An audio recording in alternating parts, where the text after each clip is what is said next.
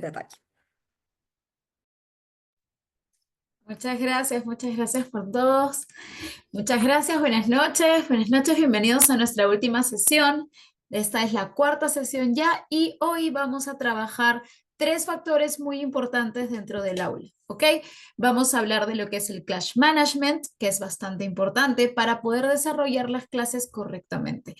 Esa parte sí la vamos a abordar totalmente en español porque al tratarse más de psicología que de metodología, el análisis es muy importante. Y esto, por ejemplo, es un fact de la psicología que cuando uno necesita análisis interno, la lengua madre es la mejor para esto porque nos permite tener mayor amplitud a la hora de ver el panorama.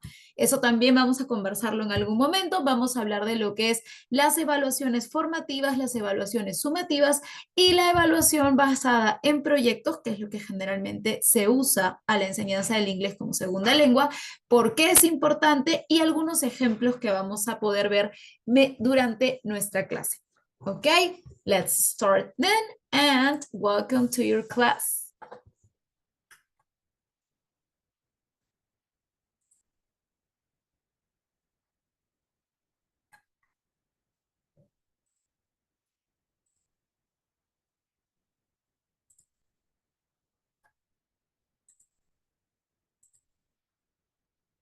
Here it is. Okay. Okay, everybody. What are we going to see today? As I said, today we're going to talk about what is formative assessment, summative assessment, and also what is project-based assessments, class management, and how to deal with disruptive students. Okay? So, el objetivo de la clase de hoy, vamos a verlo en el siguiente slide, vamos a hablar sobre manejo de clase, las normas de convivencia y su importancia, evaluación formativa sumativa, importancia de la evaluación formativa, evaluación basada en proyectos, importancia de la evaluación basada en proyectos en la enseñanza del idioma inglés. Con esto concluiríamos ya el curso que hemos llevado acerca de cómo enseñar a pequeños alumnos, how to teach to young learners, ¿ok? So, what's the objective of this session? By the end of the session, participants will be able to understand and apply effectively classroom management strategies while integrating formative and summative assessments into their teaching practices. Participants will recognize the importance of these tools on fostering an organized, engaging, and supportive learning environment that promotes students' growth and achievement. So, let's see, guys. Pay attention to this.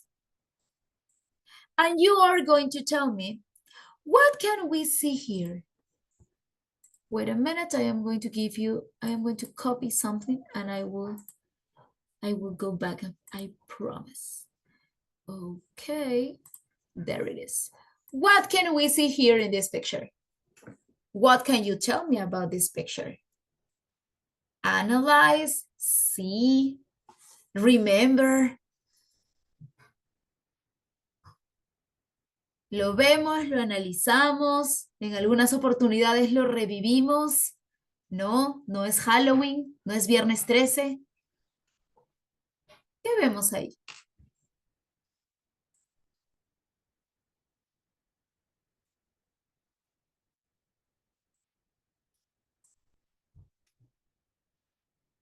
Especialmente los más chiquitos, ¿no? Mientras más pequeños son, el autocontrol les cuesta un poco más.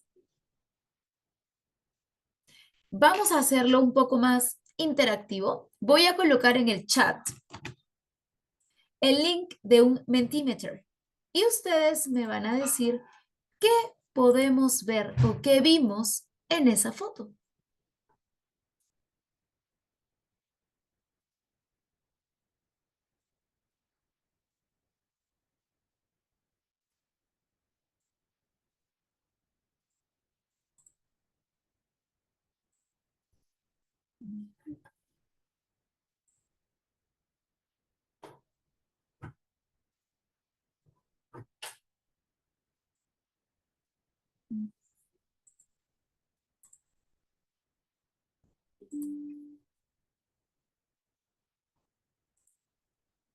Muchos niños en un espacio pequeño, desorden, falta de control de grupo, out of control class. Yes, totally out of control, right? What else? What else can we see there?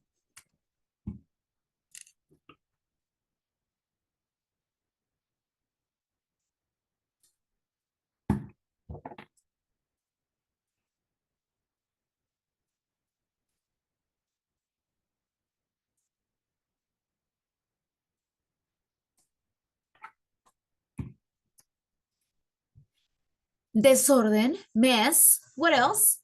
Come on, give me ideas. What can we see in that picture? That was a horrifying picture.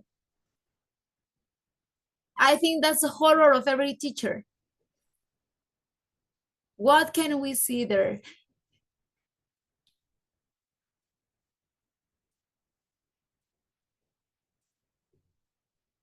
Indisciplina, muy bien. Dirty classroom. Aunque no lo crean, la limpieza y el orden es súper importante para ellos y para poder establecer un ambiente óptimo para lo que nosotros llamamos el estado en el cual el cerebro está predispuesto para poder recibir información. Desorden, muchos niños, faltas de respeto. Aquí en el chat también estoy viendo participaciones. Muy bien, caos. Can you present the picture again? Okay, Carlita, just give me 1 second, okay? Lack of rules in the classroom. Yes, exactly. We can see chaos. We can see a lot of students. We can see that they are being disrespectful, out of control. They are not doing something meaningful. They are playing, they're just spending time. And who can tell me what's the teacher doing? Use the chat for this. What is the teacher doing about this situation?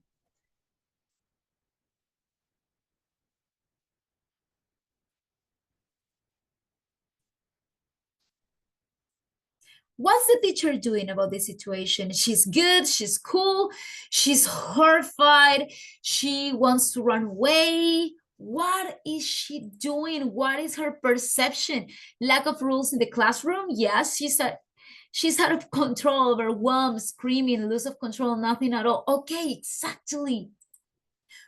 What we can see here is a class that is totally out of control and a teacher that has no idea what to do about it.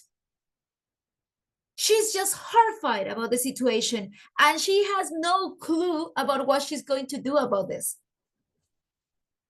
Okay, now I want to see your hands. Raise your hand if you ever felt overwhelmed in your classroom, that you wanted to run away and leave them alone. And who stays alive that tells you what happened later. Virtual hands. Who felt that once in your time at least? Melissa, thank you, very good. I'm going to raise my hand too because it happened. Thank you, Maria, very good. Yes, we are a lot of people that has this situation. And not one time, thank you, Carmen, thank you so much, yes. And not only once in your life, it will be perfect if it were only once in your life, I know, but it's not. Not all years we have the same students. Not all years we have the same people that we had last year. They're not the same characters. They are not the same students. They have not the same level. They are not as the previous ones, and they are not going to be as the next ones. ¿Qué sucede con esto? Todos los años, si no es en el mismo año en diferentes clases, tenemos clases heterogéneas. No siempre van a tener el mismo nivel de aprendizaje, no siempre van a tener el mismo nivel conductual ni de autocontrol. Nos van a tocar aulas más maduras, nos van a tocar aulas más autosuficientes, nos van a tocar aulas más autónomas, como también nos van a tocar aulas más inmaduras con niños menos autónomos y con papás más intensos. Y no quiere decir que porque pasa el tiempo va a ser más, menos y no es progresivo.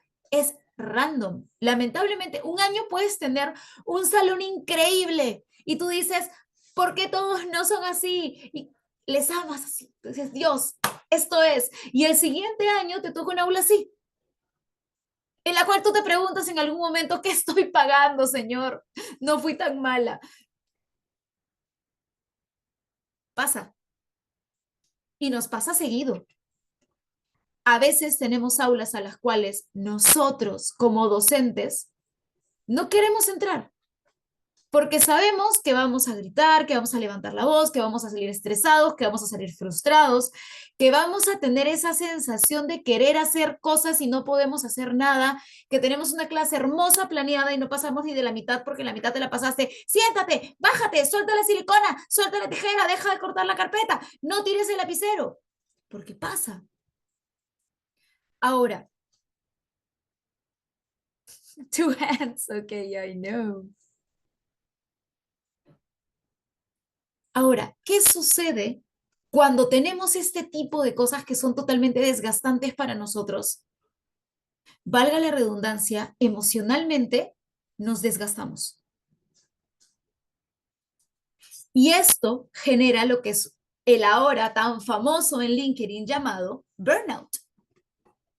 ¿Qué sucede cuando una persona termina en un burnout, emotional burnout? Ya no quiere saber nada. No quieres entrar a ese salón, no te vas a esforzar por hacer una clase bonita, porque sabes que así le pongas 2 soles de motivación, ellos no le van a poner ni 50 céntimos. Entonces, simplemente, ¿para qué te gastas? ¿No? Eso es lo que nos preguntamos a veces. ¿Para qué me gasto? Porque pasa. Y está bien que te canses, y está bien que te desmotives, y está bien que te sientas frustrada. Es normal, somos seres humanos. Y no nos hace malos profesores. Porque todos han pasado por ahí. Y el que no, que tire la primera piedra, como dice mi abuelita. Entonces, lo primero que tenemos que aceptar y entender es que somos seres humanos. Y los seres humanos emocionalmente nos desgastamos. Ahora, ¿qué es lo que vamos a aprender el día de hoy? Que no quiere decir que funciona en todas las realidades, tenemos que adecuarlas a la realidad que tenemos. Vamos a empezar a tener estrategias y herramientas para poder manejar estas situaciones de una forma que para nosotros no sea desgastante y para ellos tampoco, porque aunque ustedes no lo crean, cuando esto sucede, ellos también están saturados y emocionalmente desgastados. Nosotros decimos, no, si están jugando. El caos desgasta a todos. Y ellos también se aburren, se saturan, el ruido, el no poder estar en paz. Muchas veces hacen ruido porque el ruido no los deja concentrarse. Y es un círculo vicioso de nunca acabar porque ellos se desgastan y se portan mal, entonces nosotros nos desgastamos y estamos más frustrados y no hay tanta motivación para los estudiantes y empezamos en esta ruleta en la cual no salimos ni ellos ni nosotros. Yo les voy a contar una historia corta. Yo tuve un alumno, para esto yo soy profesora de primaria, pero en algún momento por circunstancias de la vida me mandaron a secundaria, especialmente cuando empecé a enseñar los talleres para FCE y NCAE y por ello no podía tener una tutoría en primaria teniendo clases en secundaria, porque los horarios eran diferentes y no me daba la vida para correr de un lado a otro del colegio, era imposible. Entonces, al final me dieron tutoría de segundo de secundaria y me quedé enseñando cuarto de secundaria. Yo tenía un alumno que si no es la mitad de profesores del colegio le tenían terror, era por lo menos uno menos de la mitad. Un chico disruptivo, irrespetuoso, incluso a veces prepotente. Y, o sea, yo en mi, como me ven acá, yo estoy sentada, pero yo mido 1,58 m. O sea, soy un chinchón de suelo, como dice mi madre. Y me mandaban a un salón en el cual el más chiquito de mis estudiantes me llevaba 2 cabezas. Yo no tenía mucha experiencia secundaria, había enseñado en algún momento, pero no con grados tan disruptivos. Y este grado era particularmente disruptivo. Este chico, ni bien entró, lo primero que hace es acercarse y decirme, te apuesto que ya sabes quién soy. Y yo, no, y me miró sorprendido. ¿Cómo que no sabes? No, y no me interesa saberlo tampoco. A mí me interesa quién eres tú desde el momento en que yo puse un pie en el salón en adelante. Tú vas a ser quien me demuestres que eres de aquí en adelante. ¿Quién fuiste ayer? A mí no me interesa, no nos conocíamos. Así empezó nuestra introducción. Empecé a trabajar con ese grado y efectivamente era un alumno disruptivo. Interrumpía la clase constantemente, hacía comentarios impertinentes, hacía comentarios incluso a veces que podían afectar a sus compañeros o a sus profesores, se salía del aula cada rato, no quería trabajar, se echaba en la carpeta, se quedaba dormido. Y ahora, si alguna de ustedes en algún momento ha trabajado con secundaria, sabrán pues que el abordaje es totalmente diferente al de primaria. En primaria nosotros tenemos un manejo diferente porque son emocionalmente más sensibles, pero por ende también emocionalmente más influenciables. Entonces, tú puedes trabajar con dinámicas como las estrellitas, como las caritas, como el comportamiento, como un sticker en la pizarra, como un punto al grupo, y ellos en realidad se esfuerzan porque quieren su sticker, porque quieren su premio y se motivan con esto. Si a un alumno de cuarto secundaria tú le dices, te voy a poner un estrellito, te voy a poner un sticker, te multiplica por cero y sigue haciendo lo que quiere hacer. ¿Qué sucedía con este chico? Un día lo encontré sentado en la escalera. Para esto, mi abordaje con secundaria siempre ha sido muy diferente. No voy al enfrentamiento, sino por el contrario. Trato de conversar con ellos hasta poder hacerlos entender el porqué de la importancia de trabajar y por qué tienen que hacerlo, y empezamos a trabajar. Pero tenía estas actitudes. Un día lo encuentro sentado en la escalera y me siento a su costado y le digo, ¿qué te pasa? Y me dice, como si te importara. Le digo, sí, sí me importa, porque no es como que me gusta perder el tiempo. Es más, es mi hora libre es sagrada, así que agradece que te estoy dedicando 5 minutos para saber qué sucede, qué te pasa. Y entre que me quería contar y no me quería contar, me dice nada, que como siempre no me creen. Ahí ya te está dando una pista de qué es lo que está sucediendo. Como siempre, no me creen. Ahora, yo no digo que su actitud sea correcta, yo no digo que lo que él hacía era correcto. Pero ahí nos está diciendo de que hay algo ahí atrás que está haciendo que él sea como es. Siempre, y eso lo tenemos que tener siempre claro y con nosotros. Un alumno disruptivo, un alumno desmotivado, un alumno que se duerme en clase, un alumno que no cumple tareas, no es porque simplemente le llega, es porque algo está pasando, es porque algo está sucediendo, es porque hay algo emocional que está causando un ruido tan grande que está causando esto. También puede ser un tema de ejemplo, que los papás sean iguales o los papás no les interese. Sí, eso también es posible y también me ha pasado. Pero la mayoría de veces es una influencia emocional. Me quedé sentada y le dije, ok, cuéntame y te digo qué tan creíble es tu versión.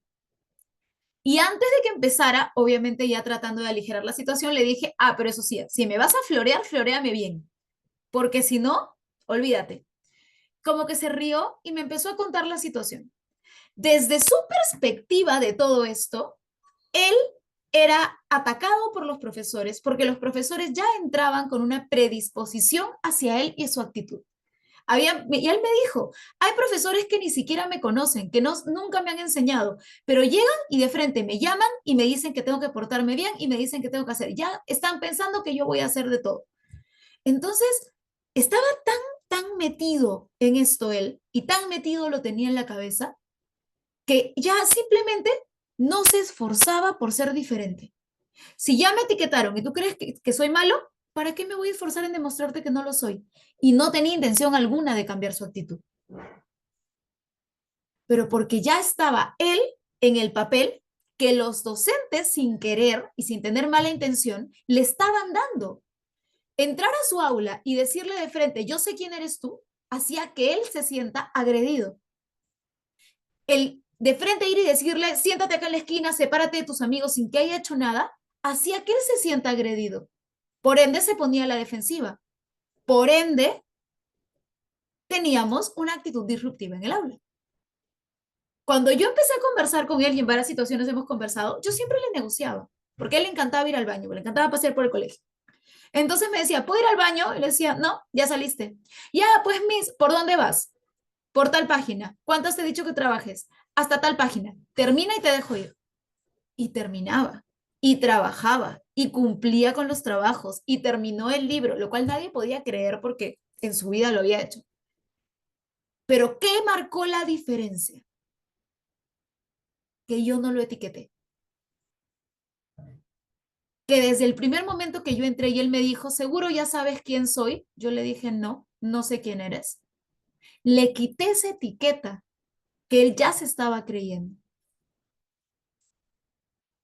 ¿A qué voy con esto?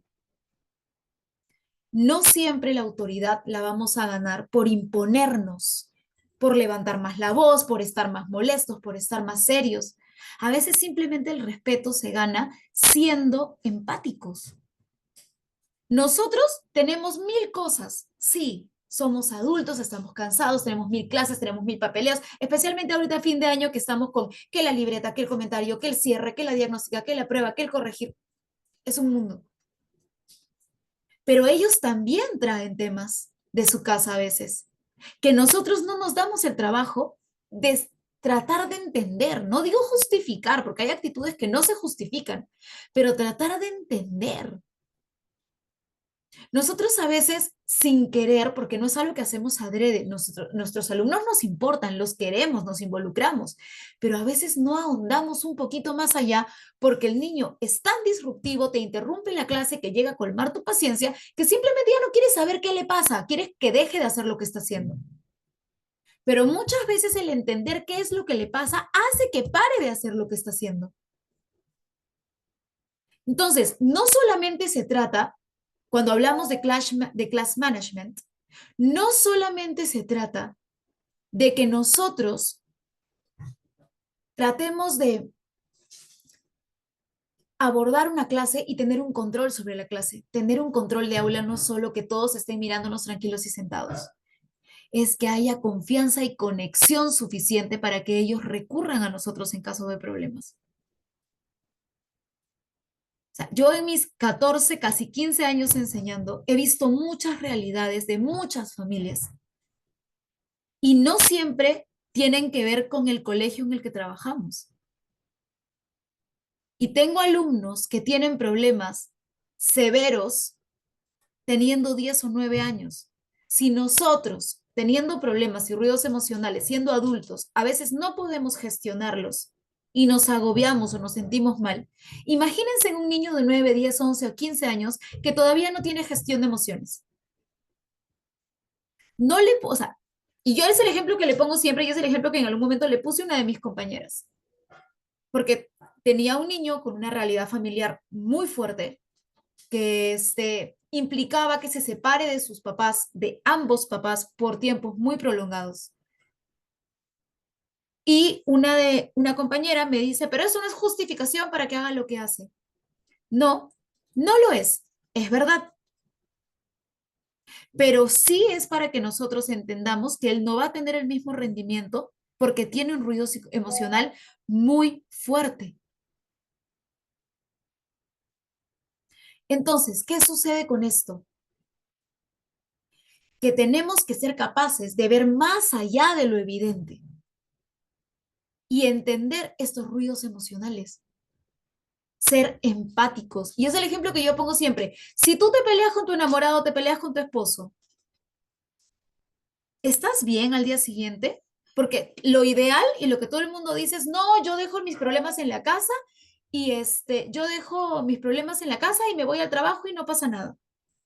Eso no es la verdad. Tú puedes pretender que estás bien, sí, pero emocionalmente no estás bien.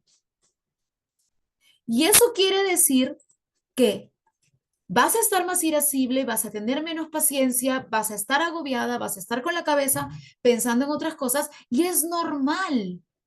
Si alguien de tu familia está enfermo, está gravemente enfermo, ¿me van a decir que vas al trabajo y no pasó nada? ¿Y que puedes ir y hacer tu clase y luego salir y preocuparte a las 4 de la tarde? No es posible, somos seres humanos. Ahora, si tú como adulto tienes estos ruidos en algún momento, imagínate este ruido en un niño de 9 o 10 años o 15 años. Y no te estoy hablando de una pelea con enamorados, estoy hablando de repente de un problema en casa, de problemas familiares, de problemas de adicciones. Hay tantas cosas que nosotros no sabemos. Y sí, son causal para que el grito de ayuda de ellos sea una actitud disruptiva. Un niño no va a decir, no va a venir y te va a decir, mis papás se pelearon, mi papá durmió en el sofá y yo me siento mal, porque no sabe reconocerlo. Sí va a querer más validación, sí va a querer más atención y su manera de hacerlo va a ser hablando, gritando y parándose en el aula porque se siente mal, porque está triste, porque está asustado y porque no sabe qué hacer con eso y necesita la contención emocional, pero no sabe cómo pedirla. No puede venir y decirte, ¿sabes qué? Mis papás se están divorciando, me siento mal, estoy muy triste al respecto. Tiene 10 años, ni siquiera sabe cómo se siente.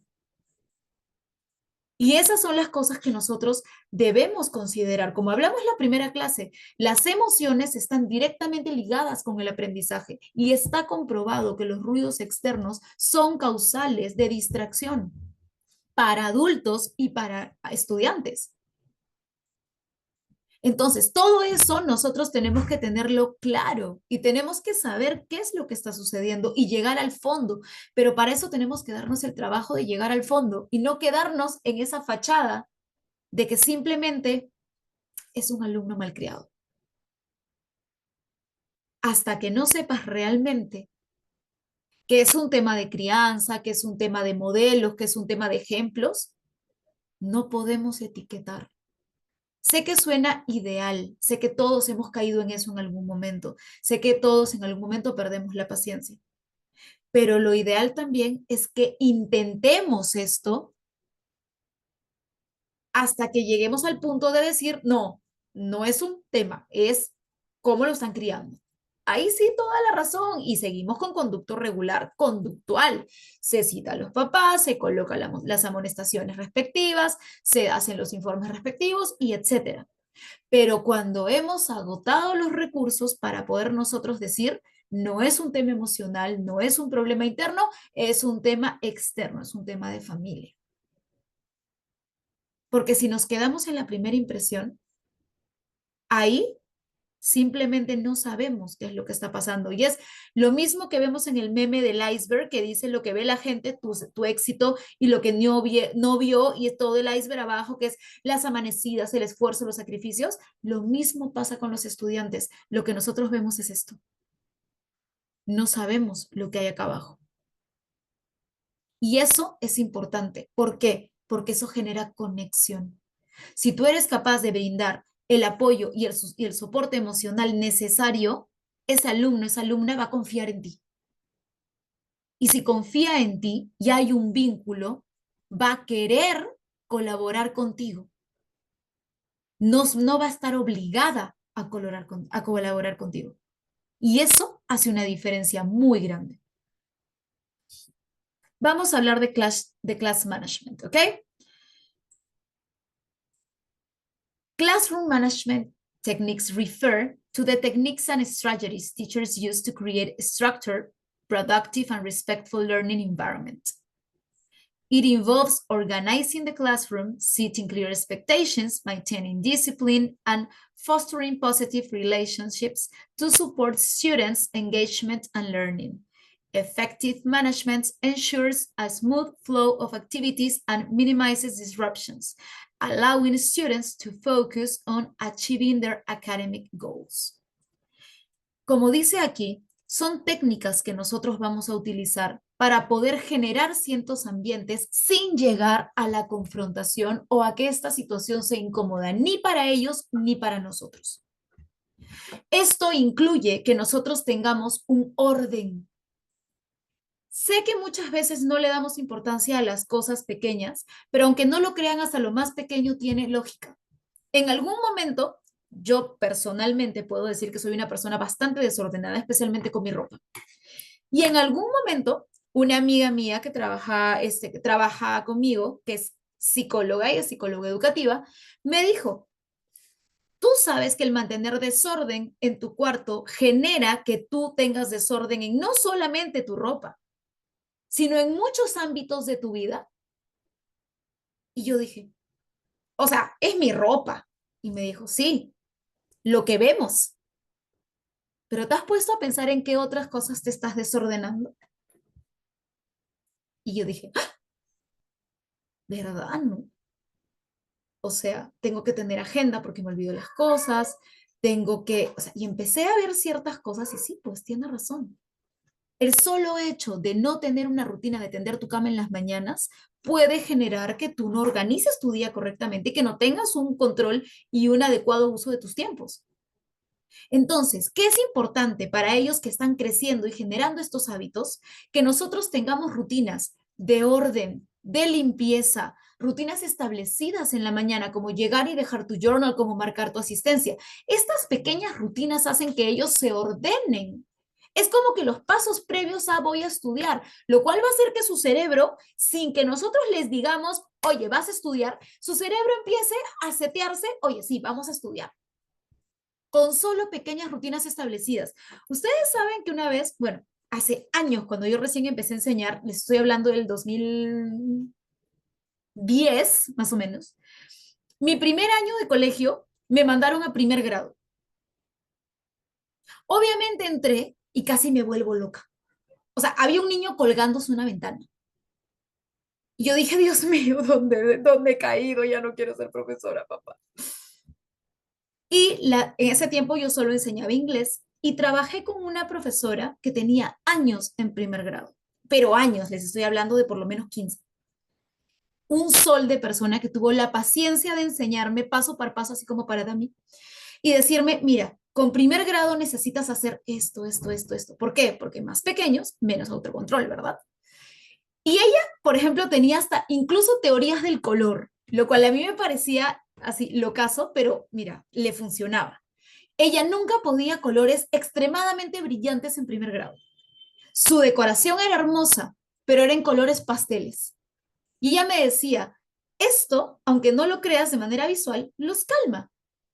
Y tenía rutinas establecidas para todo. Los chicos entraban, dejaban su lonchera que estaba fuera en un shelf afuera, dejaban su lonchera, entraban, arreglaban sus cuadernos en la carpeta, dejaban la mochila, dejaban el journal. Para eso tenían como 15, 20 minutos desde que entraban hasta que empezaba la clase.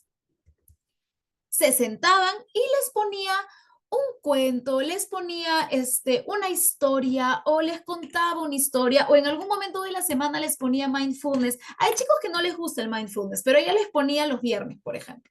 Y ellos sabían que después de su meditación guiada empezaba su horario de clase. Su salón era uno de los primer grados más tranquilos.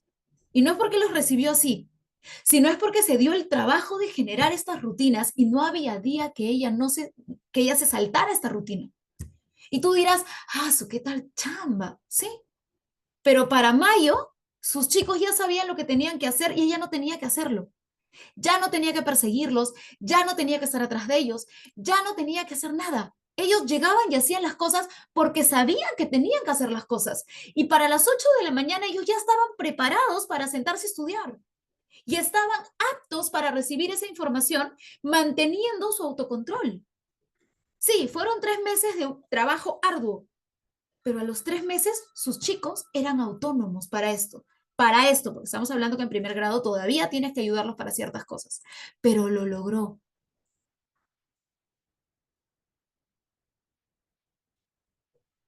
Pobre Melissa, sí, te entiendo. A veces uno entra y encuentra clases así. Exacto, Trudy. La maestra generó autonomía en los pequeños, pero no fue de la noche a la mañana. No es que fue y cual hechizada hizo así, sería hermoso. O como yo les digo a mis alumnos, me encantaría ir y ponerte un USB en la oreja y que te metas la clase y no te que estudiar nada, pero así no funciona. Y así no funciona para nadie, porque nosotros que somos long life learners, como le dicen en el bachillerato internacional, que estamos aprendiendo cosas siempre, están acá conmigo un viernes en la noche, por ejemplo, nos damos cuenta que todo tiene que tener una motivación. Y como les dije en la primera clase también, ¿dónde está la motivación? En el resultado. Si yo sé que voy a lograr lo que tengo establecido, mi meta establecida, voy a ponerle más puncha a lo que estoy haciendo porque quiero lograrlo. Ahora, ustedes están aquí conmigo, obviamente por mi carisma y simpatía, y aparte, porque saben que al final de esto van a poder tener un certificado que los va a ayudar en su vida profesional, que los ayuda con cosas que no sabían, que los hace tener mayor conocimiento y mejorar su práctica profesional. Tu meta está clara. sabes a dónde quieres llegar. Pero ¿qué pasa si tú no sabes a dónde vas? O sea, ¿vas a estar con Juliana 4 viernes en la noche? Porque sí. ¿Estarías motivado a estar acá? O sea, por más que la clase es chévere, ¿no? Pero ¿estarías motivado a estar acá un viernes en la noche? No, porque no le encuentras un beneficio. Nuestra motivación está ligada al beneficio que nosotros encontremos. Lo mismo sucede con nuestros pequeños. ¿Qué pasa si yo le digo a un niño, tienes que venir, tienes que sentarte, tienes que estar quieto sin respirar, solamente mírame, presta atención, aprende todo y te vas a tu casa a las 3 de la tarde? Pero yo no le estoy estableciendo ninguna meta clara, simplemente porque sí. ¿Realmente ese niño tiene una motivación para estar sentado mirándome, prestando atención o levantando la mano? O sea, ni yo que soy adulto, si alguien viene y me dice eso, brother, ¿por qué? Mañas. Entonces, ahí es donde lo que conversábamos la primera clase también, por ejemplo, lo que es los juegos.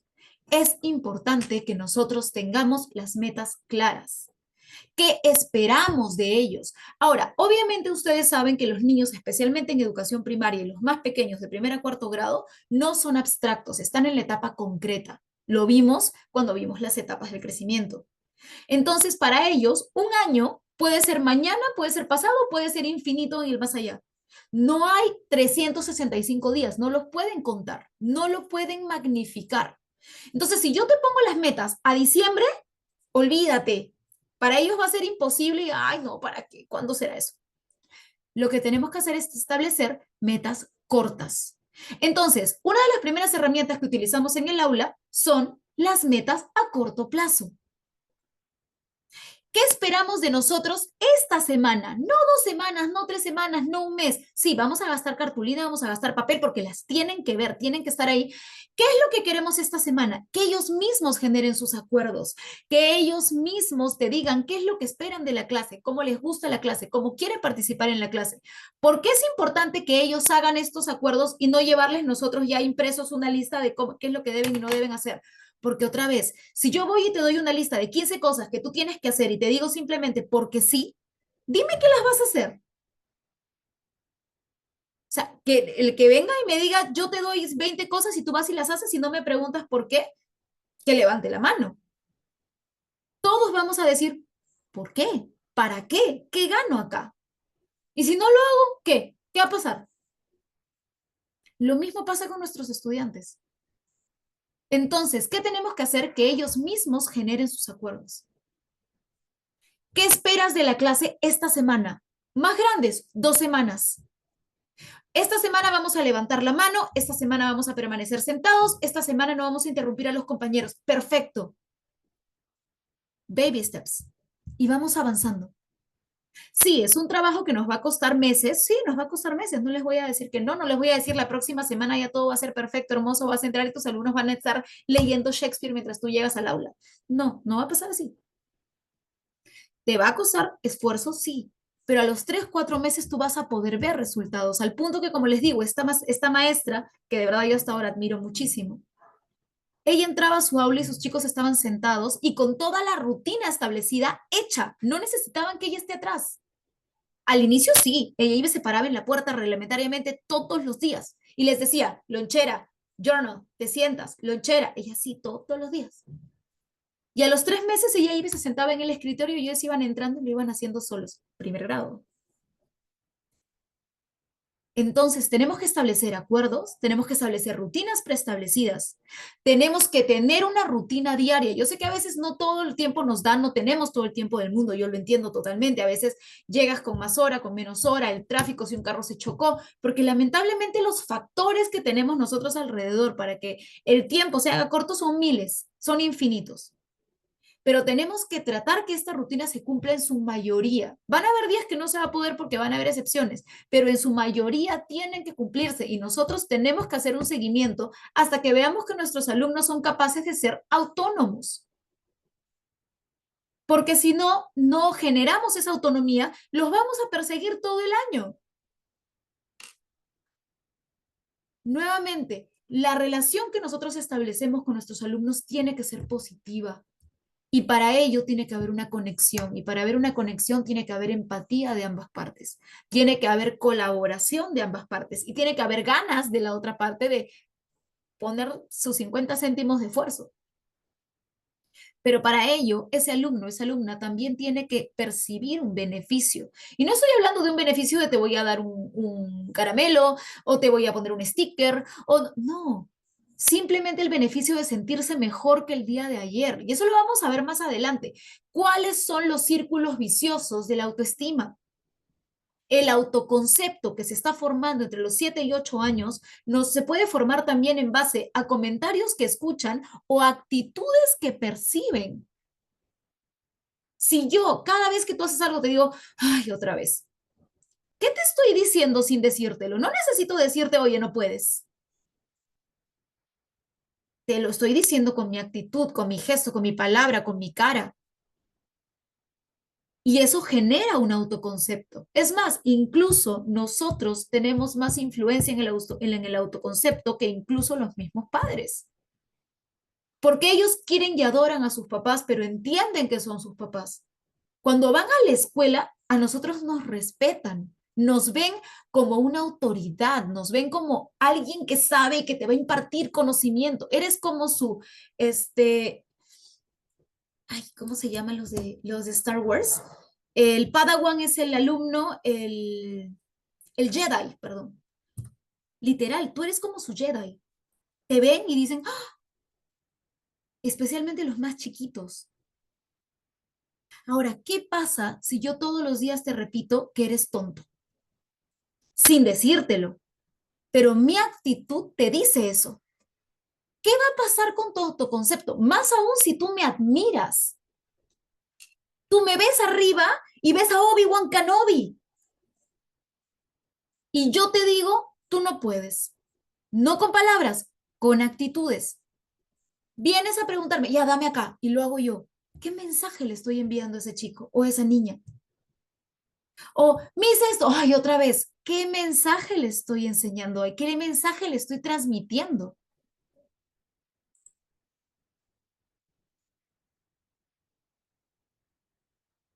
Todo es un proceso y no, exacto, no lo van a cumplir si no tenemos sensei. Gracias, María, sí, también. Entonces, ¿qué pasa cuando nosotros sin querer y con nuestro lenguaje verbal, con nuestro lenguaje no verbal, expresamos cosas que no son las que el niño necesita para desarrollar su autonomía, su autoconcepto? No digo que esté mal o esté bien. Lo que sí digo es, tenemos que tener cuidado. A veces, sí, tenemos que respirar, darnos nuestros 5 segundos, hacer nuestro mindfulness nosotros también, porque nos agobiamos y es parte de ser un ser humano. Pero también tenemos nosotros que tener claro que la influencia que tenemos nosotros en esos pequeños seres humanos que estamos formando es fuertísima y que a veces un gesto, una palabra puede causar la diferencia, como pasó con mi alumno. Cuando él me preguntó si yo sabía quién era él, porque seguro ya me habían dicho quién era él, y yo le dije que no, ese no hizo la diferencia. Al punto que yo no le enseño hace 2 años y todavía me escribe para contarme cómo está y qué tal le va y que le está yendo súper bien y que entró a la universidad. Y sí, o sea, ya no le enseño. Y sin embargo, está feliz porque ha mejorado su comportamiento, está feliz porque ingresó a la universidad, está feliz porque le han pasado mil cosas buenas. Y quiso compartirlo con aquella persona que le dijo, no, no sé quién eres. Y es más, en algún momento cuando ha tenido alguna actitud en mi aula, que yo lo sacaba para hablar con él, yo le decía, tú me enseñaste que eras una persona que ahorita no es. ¿Qué está pasando? Había habido un problema en casa, había habido un problema con alguien, pero él era muy emocional y desbordaba. Entonces, eso es lo que nosotros tenemos que tener en cuenta. Repito, no es para justificar actitudes, es para poder abordar esas actitudes y corregirlas, pero corregirlas desde la empatía, no desde el hígado. Vamos a ver este video y muchos nos vamos a sentir muy representados, más aún en estas épocas de enseñanza. Y luego, en el chat, ustedes me van a decir, ¿qué les despierta? ¿Qué sensación les despierta? ¿Y cómo creen ustedes que debería, o en el caso, no debería abordarse? Denme un segundo, voy a abrir esto.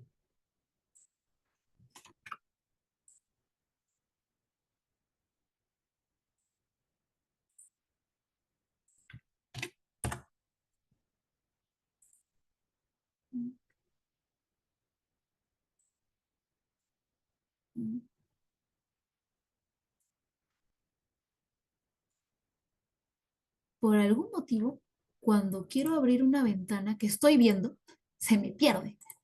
Ya. Ahora sí. Listo. Vamos a ver. A ver.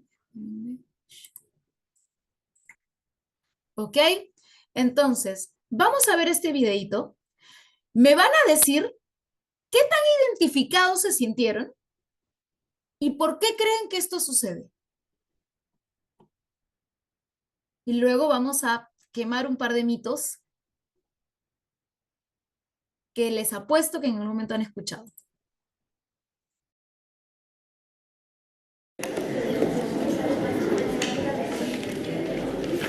Silencio. Chicos, os voy a hablar del mismo tema de ayer.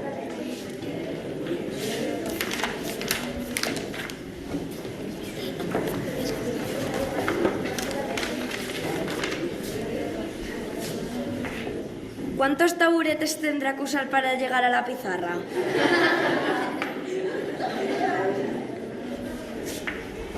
Que le upe a alguien que no se le ve. Si sigue aquí en Navidad, le regalamos unos zancos. He dicho yo que habléis.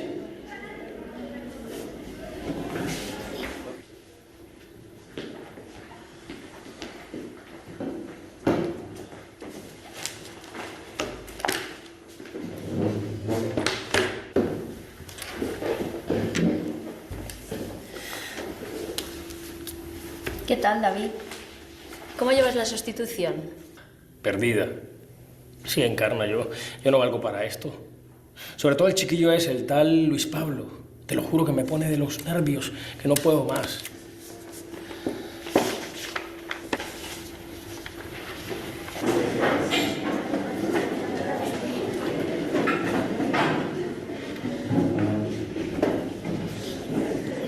Buscad la página 69. Vamos a empezar un nuevo tema. Luis Pablo, esto es más de lo que se pueda tolerar. Recoge tus cosas. Sal de clase y no vuelvas hasta que la tutora te lo diga. ¿Pero qué dices? ¿Qué dices? Si yo no te he hecho nada. No tengo nada que hablar contigo. Recoge tus cosas. Sal de clase y no vuelvas. Venga, fuera.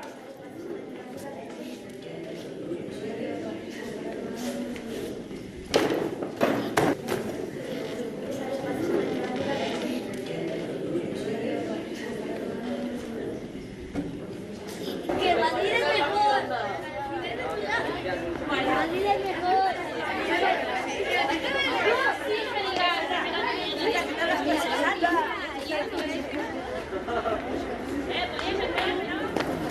Ey, ¿qué te pasa?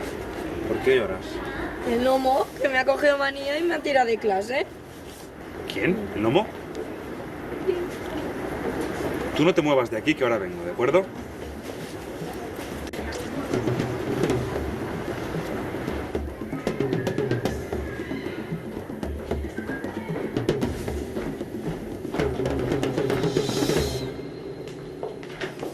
Ramone, ¿Sí? ¿es la directora? Sí.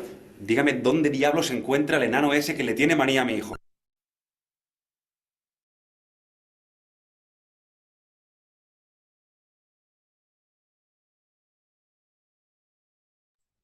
A ver. identificados con los dos personajes.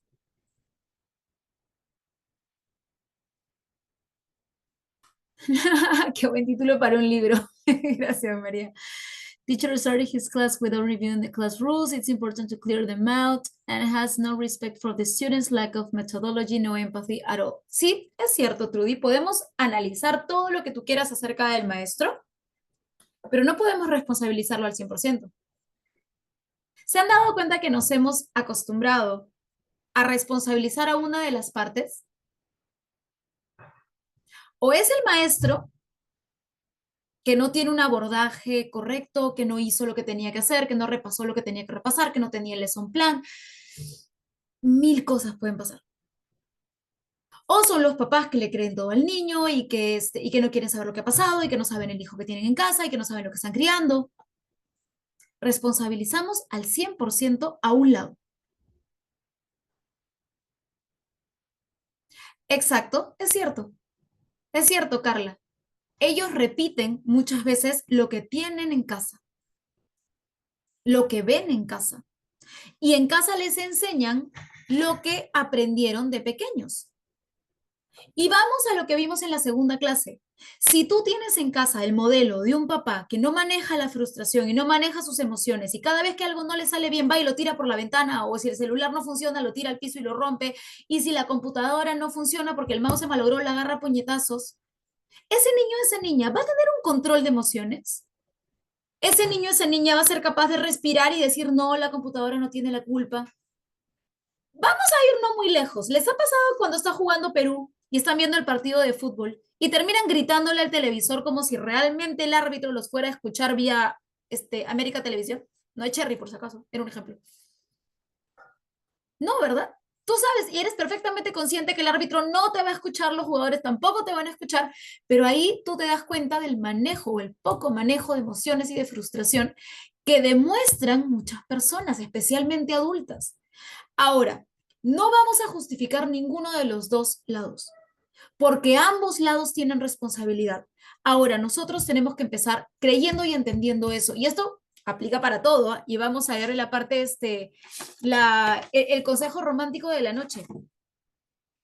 Todos nosotros tenemos un porcentaje de responsabilidad en todo lo que nos sucede en mayor o menor medida. Tú puedes tener un jefe horrible, puedes tener un compañero de trabajo horrible, puedes tener una pareja horrible. Y tú dices, me mira, me hace, me esto, pobrecito, víctima yo. No, tú no eres una víctima. Tú tienes una responsabilidad. La responsabilidad no va a ser equitativa, puede ser 80-20, puede ser 90-10, puede ser 70-30, pero tú tienes una responsabilidad por seguir ahí, por seguir aguantando, por no establecer límites. Todos nosotros tenemos responsabilidad en todas las situaciones que ocurren en nuestra vida. Y cuando empezamos a entender que todos nosotros tenemos un porcentaje de responsabilidad, nos damos cuenta que también tenemos poder de cambio. Porque si yo me siento y digo, es culpa de él porque no hizo esto, estoy dándole todo el poder a esa persona.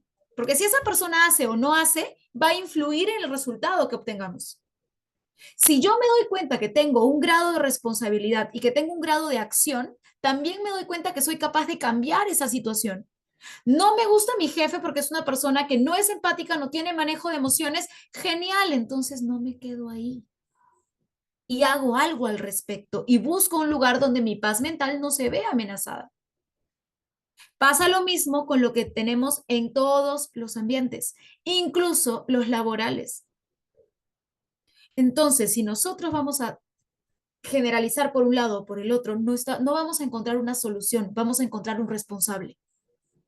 Y nosotros tenemos dos formas de abordar las cosas. O buscamos un culpable y le damos todo el poder de la situación, o vemos qué grado de responsabilidad tenemos ambos y qué grado de acción tenemos ambos. ¿Qué puedo hacer yo en esas circunstancias? A ver, ideas. Sí, es cierto, Elizabeth, el control de emociones depende de nosotros, pero también depende que no permitamos faltas de respeto y que pongamos límites sanos. Eso también es parte de una convivencia sana. A ver, sí, Luz, es cierto, depende también mucho de la educación en casa. Es verdad, y el profesor siendo sustituto no tiene ni la herramienta de saber sus nombres, porque cuando sabes sus nombres es como Beetlejuice, como que los llamas y se sientan. Pero si no sabes quiénes son, ellos se sienten cubiertos por el anonimato y pueden tender a ser más disruptivos, ¿es cierto?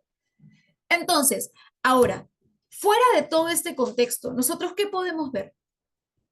Que el profesor no se sentía a gusto porque no se sentía preparado. Sí, influye. Que los alumnos no se sentían a gusto porque no conocían al profesor, no había una conexión. Sí, influye.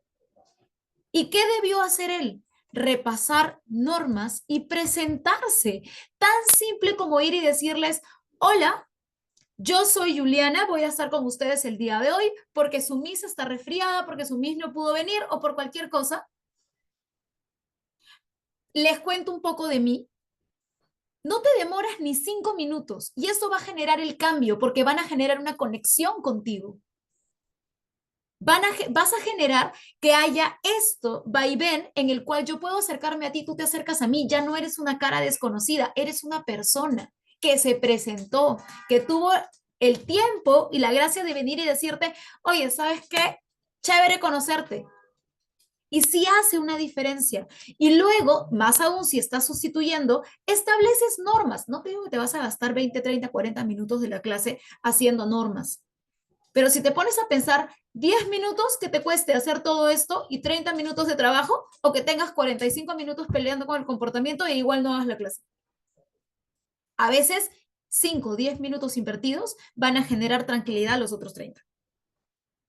Establecemos normas previas en las cuales nuestros estudiantes saben qué esperas de ellos, saben qué cosas qué cosa estás tú abordando, qué cosas esperas que hagan, qué cosas se espera de que ellos hagan y por ende pueden llegar a una meta que tú les estás estableciendo. Obviamente no vamos a ser tan irrealistas de decirles 45 minutos sentados sin respirar y el que se ponga morado primero pierde. O sea, imposible. Pero sí puedes decirles, vamos a trabajar 20 minutos, vamos a tener 3 minutos de una pausa activa, porque ahora está comprobado que las pausas activas, especialmente en los niños más pequeños, los ayuda a concentrarse. Y hay pausas activas extremadamente divertidas en YouTube, como que puedes empezar desde un Just Dance, que terminas bailando tú también, o hay unos incluso que se hacen sentados con las sillas, que son como tap con las manos, como que secuencias con la mano que ellos tienen que seguir entre pierna, brazo, pie, cabeza, codo y no sé. Y de verdad que les encanta. 3 minutos. Y luego continúan trabajando, se divirtieron y se relajaron y todo estuvo chévere. Entonces, todas esas cosas influyen en cómo nosotros preparamos esa aula para nuestra hermosa intervención. Pero si tú llegas y les dices, no sé quién son, I don't care, yo soy quien soy y así es, y yo digo que las cosas se hacen así porque yo lo he dicho, realmente no vamos a tener un buen resultado porque cualquier persona con 2 dedos de frente me va a decir, ¿y tú a quién le has ganado? Diferente si yo voy con una aproximación positiva y les digo, hola, soy Juliana, tu Miss está enferma el día de hoy y no va a poder venir, así que yo los voy a acompañar, pero la Miss me ha dejado ciertos trabajos que yo le tengo que hacer llegar porque sí van a ser evaluados. Ok, ahí ya le estás diciendo que la clase es importante, que no eres simplemente alguien que ha ido a pasar la hora. Segundo, bueno chicos, les cuento un poco de mí, a mí me gusta hacer esto, hacer esto, hacer esto, yo trabajo con este grado, por ahí alguien te dirá, ay, tú conoces a mi hermanito, tú conoces a mi hermanita, sí, así es, yo los conozco, yo les enseño, genial, 3 minutos. Ahora sí chicos, empezamos a trabajar. Trabajas 20, 25 minutos, bueno, como están casaditos, hacemos una pequeña pausa activa. Abres tu YouTube, pones tu Just Dance, pones la pausa hasta que te digo de las manitos, de las carpetitas, juegan un ratito, listo chicos, ahora sí, ya jugamos, ya nos divertimos, volvemos a trabajar. Ellos tienen claro qué es lo que espero yo de ellos. Y tienen un reward que no necesita ser un reward porque no les estoy dando caramelos, ni plata, ni stickers, ni nada, que para ellos vale como que, ok, 20 minutos y voy a tener un ratito libre, que en realidad no es libre porque son 3 minutos de una pausa activa. Y continúas con el trabajo. Estás generando una motivación. Y si terminamos rápido, les cuento una historia. Por ejemplo, a mis alumnos de 5º grado les encanta que yo les cuente historias de cuando yo era chiquita, porque les permite conocerme un poco más. Ahora, yo tuve una infancia bastante divertida porque yo crecí en provincia. Entonces, hasta los 12 años yo tenía pues árboles y animalitos de todo tipo alrededor de mi casa e incluso en algún momento llegué a la casa con una iguana, porque estaba ahí y costaba un sol y me gustó y la compré porque tenía propina. Entonces, todas esas cosas hacen que ellos conozcan un poco más de mí y conecten un poco conmigo. Y les encanta. Entonces, cuando trabajamos de manera óptima, me dicen, Miss, nos quedan 3 minutos, ¿nos cuentas una historia de cuando eras chiquita? Y cuando hemos trabajado bien y todo genial, ok, les cuento. Y les cuento que tuve una gallina y les cuento X cosas, ¿no? Entonces, todo eso hace que haya una motivación y una conexión emocional, al punto que incluso cuando están conversando o están medios movidos, especialmente a final de año, entre ellos mismos, oye, no vas a renegar a la Miss, oye, la Miss no puede gritar, oye, la Miss se va a quedar sorda. Entonces, todas esas cosas hacen que ellos se motiven por la conexión a tener un comportamiento óptimo con nosotros, porque entienden que nosotros también queremos que ellos estén bien. Porque me interesa que te entretengas, porque me interesa que estés tranquilo, que estés motivado. Es un va y viene. Y esto es algo que también aplica para todo. Todas las relaciones tienen que ser como una balanza. En el momento en que esto hace esto o hace esto, una de las dos partes siente que no está recibiendo lo que da y por ende ya no quiere estar ahí. En el caso del colegio, ellos no pueden simplemente pararse e irse. Entonces, ¿qué empiezan a hacer? Se empiezan a portar mal. ¿Qué sucede con la comunicación entre profesor y estudiante?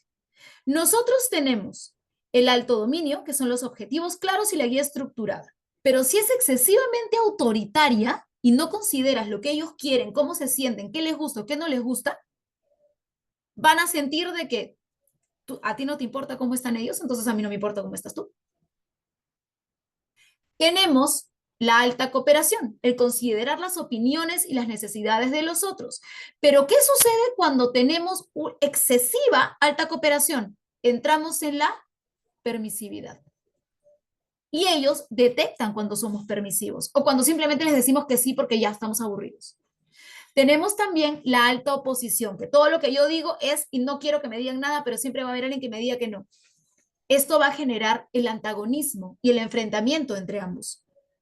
Y la alta sumisión, que viene al hecho de un profesor que no establece límites, no establece normas, porque quiero que todos me quieran, entonces soy el profesor chévere que nunca les dice nada y ellos pueden hacer lo que quieren, lo cual genera confusión en ellos porque no entienden dónde está la autoridad. Ser el profesor buena gente que nunca les dice que no, no les genera más cariño, les genera confusión porque ellos a su edad necesitan la guía de la autoridad del profesor. Y esto, vamos a ponerlo así de simple. ¿Les ha pasado que alguna mamá en algún momento les dice, Miss, por favor puede decirle que yo también sé? Porque el otro día traté de explicarle matemática y me dijo, no, así mi Miss no me ha enseñado y si mi Miss no me enseña, así no es. Y no le creen ni a la mamá, ni al papá, ni al tío, ni al primo, ni a nadie, porque la Miss dijo que así era. Porque nosotros somos autoridad para ellos. Por ende, somos su guía, pero también somos su imagen de apego seguro estando en el colegio.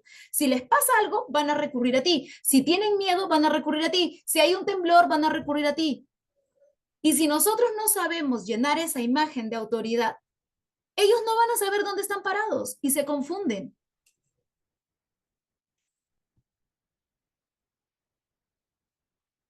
In other place and space. Okay, the first thing to do is to talk with students and arrive to a negotiation. Exactly, and the student does not change his attitude, you can talk with his parents. Así es. Eso justo es lo que hablábamos, joven. O sea, si tú agotas todas tus herramientas y todos los recursos para poder conectar con ese estudiante y aún así tú encuentras oposición al punto de las faltas de respeto, sí hay un conducto regular conductual. Y si tú tienes que sancionar, si tú tienes que marcar límites, si tú tienes que enseñarle que tu actitud tiene consecuencias, está bien.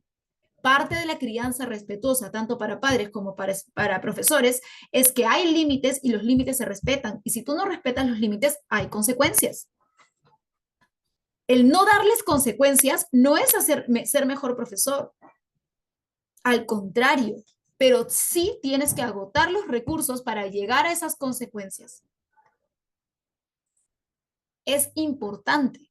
¿Dónde tenemos que estar nosotros? Entre la cooperación y el dominio.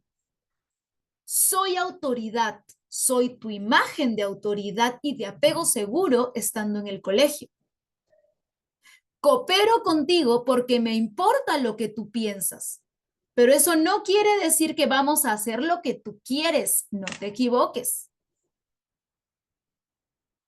Ahora, El círculo virtuoso del aprendizaje, el ideal, el que todos nosotros queremos tener y el que debería ser. Objetivos claros, esfuerzo, reconocimiento de ese esfuerzo, el logro de resultados, el fortalecimiento del autoconcepto. Yo sí puedo. ¿Por qué? Porque reconociste su esfuerzo. No importa que no te salga la primera, no importa que no te salga la segunda. Acá estoy yo a tu costado haciéndote barra. Tú puedes. Autoconcepto. Yo puedo. Esta vez no pude, la próxima sí puedo. Expectativas altas, sí lo voy a lograr. Nuevamente, objetivos claros. Si sabe a dónde quiero que llegue y yo le he medido, le he seteado un goal que está dentro de sus posibilidades, porque obviamente pues, no le voy a pedir a un alumno de primer grado que me haga una ecuación trigonométrica. O sea, ni yo me acuerdo cómo hacer una. Pero sí tengo que setear objetivos en los cuales ellos sientan que sí lo pueden lograr y que nosotros sepamos que su edad biológica y cognitiva va de acuerdo a lo que está establecido. No le puedo pedir a un niño de primer grado que se pase 2 horas concentrado leyendo un libro, porque su concentración no dura más de 10 minutos. Entonces, yo le estoy pidiendo un imposible, peras al olmo, como dice mi madre.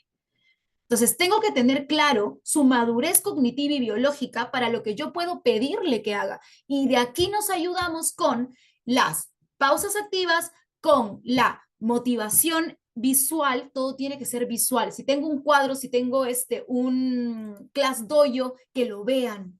Por ejemplo, mi hijo tenía una profesora que a mí me encantaba.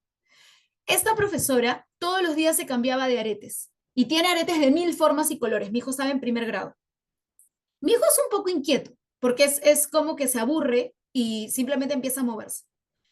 Esta profesora les hacía acordarse, para trabajar memoria, qué arete se había puesto el día anterior y tú ganabas puntos en el class dojo. Mi hijo llegó a pegarse tanto con la dinámica que se pasaba la clase mirándole los aretes solamente para acordarse qué aretes tenía. Se quedaba tranquilo, trabajaba tranquilo, porque obviamente para tener tu punto tienes que tener un comportamiento debido. Era modelo en clase, le prestaba a todo el mundo, salió el mejor amigo del salón, porque a todo el mundo lo quería, porque siempre estaba responsable, porque era el primero en borrar la pizarra. Todos los viernes, como tenía más puntos, porque se acordaba más, él era el DJ y ponía sus canciones. Y eso hacía que él estuviera totalmente motivado a trabajar en la clase. Ella, ¿qué hizo? Vio que le gustaba la música, le encargó poner música. Vio que le gustaba sentirse visto, que le gustaba ser reconocido y validado, le dio responsabilidades. ¿Qué hizo? Con juegos hacía que todos tengan una dinámica que incentivaba la memoria, la concentración y conectaban con ella, porque ella hacía que con esto de los aretes, ellos se sientan parte de su rutina diaria, de su vida, de sus cosas. Y conectaba tanto con sus alumnos que él hasta ahora, mira, tiene 9 años, yo te hablo cuando tenía 6, te dice, mi Miss favorita es ella. Yo la quiero muchísimo porque ella ni siquiera se molestaba. Y de verdad, ella ni siquiera necesitaba levantar la voz, simplemente se quedaba seria y los miraba y ellos ya sabían. Pero para llegar a eso, tuvo que trabajar rutinas y tuvo que conectar con sus estudiantes. ¿Qué sucede cuando nosotros entramos al círculo vicioso en el aprendizaje, que no es el positivo? El primero es virtuoso, este es vicioso. ¿Qué sucede? No pongo claros los objetivos. Ya, les doy una hoja, lean y respondan las preguntas. Pero ¿qué esperas de mí? ¿Qué esperas? Que entienda, que analice, que subraye, que haga un resumen. ¿Qué tengo que hacer? No entiendo. Responde las preguntas. Ok, bueno, ya es una meta, la cual no tengo clara, pero ya, pues está ahí. Empiezo a leer, me aburro, no entiendo, ay, no, ¿y ahora qué hago con esto? No, qué horrible. Ya, ay, Dios mío, ya, bueno, empiezo a conversar porque no entendí, ya después lo hago, que mi mamá me ayude, no entendí esto, etcétera, etcétera, etcétera, etcétera, etcétera. Me perdí de la clase, me desmotivé, ya no quiero estar ahí. Me esfuerzo poco, no logro nada porque me distraje, me pongo a jugar o me pongo a pensar en la inmortalidad del mosquito. ¿Qué pasa con mi autoestima y mi autoconcepto? No puedo, porque no entendí lo que tengo que hacer. No soy lo suficientemente inteligente, no soy lo suficientemente rápido, no soy lo suficientemente hábil. No puedo. ¿Qué sucede con mi autoconcepto? Me desmotiva. Entonces no espero mucho de mí, porque si no entiendo no lo puedo hacer, entonces no lo puedo hacer, ni siquiera lo voy a intentar. Y nuevamente empezamos con lo mismo. Sigo sin tener metas claras, sigo sin esforzarme. Y gira, y gira, y gira, y gira. Al final, Esto, aunque ustedes no lo crean, es la realidad de muchos estudiantes, especialmente aquellos con diagnósticos que todavía no son diagnósticos, que no entienden por qué tienen actitudes que no logran controlar y se sienten mal porque no pueden controlarlas. Y esto yo lo he visto en segundo de secundaria. Yo tenía un alumno de un corazón noble, pero más noble que una lechuga. De verdad que un chico hermoso es. Ahora debe estar en tercero o cuarto de secundaria. Y él me decía, Miss, yo quiero estar callado, yo quiero prestarte atención, de verdad yo quiero, te juro que yo quiero, pero no puedo. Me gana. Haciendo el seguimiento debido, era un chico con un diagnóstico de TDAH que requería medicación, pero no se habían dado cuenta y tenía 14 años y había pasado toda su primaria sufriendo y sintiéndose no hábil, no inteligente, no puedo conmigo, no va conmigo, ¿qué hago ahora? No puedo controlarme y toda su vida pasó pensando que él era malo, que él era un mal estudiante, que él era un malcriado, que él era una persona que no valía, que nadie se esforzaba con él, pero era algo que de verdad escapaba de sus manos porque él no podía controlar sus impulsos. Entonces, ¿qué pasa cuando nosotros no detectamos estos círculos a tiempo? ¿Qué pasa cuando yo no abordo esta situación a tiempo? Voy a tener alumnos en segundo, tercero, cuarto de secundaria que simplemente tú llegas, se voltean, se ponen a conversar y no te dejan hacer la clase. Pero porque no nos dimos cuenta de esto. Un chico que no está conectado a la clase, está desmotivado, muchas veces es un chico que no entiende tu clase. Y a mí me pasa porque yo enseño todo en inglés. Mis cursos son todos en inglés. Y tenía chicos que no hablaban inglés. Entonces me decían, Miss, tú me hablas todo y yo no entiendo nada. ¿Para qué te escucho?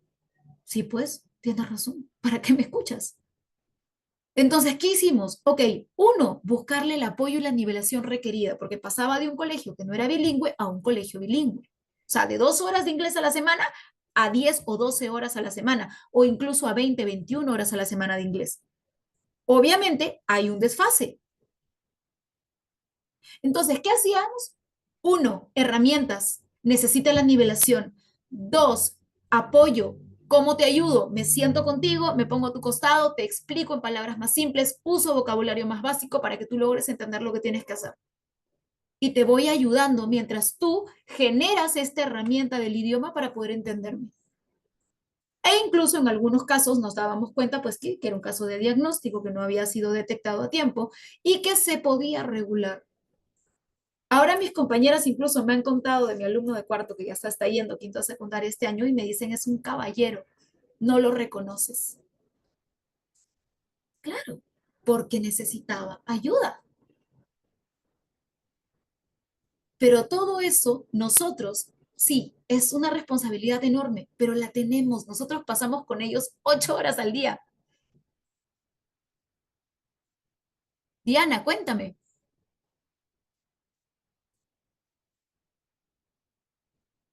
Creo que no pueden desbloquear los micrófonos, pero puedes escribirlo por el chat. Yo lo leo y te respondo. Es muy importante que nosotros detectemos y busquemos la ayuda a tiempo. Todo detectado a tiempo, todo tiene cura.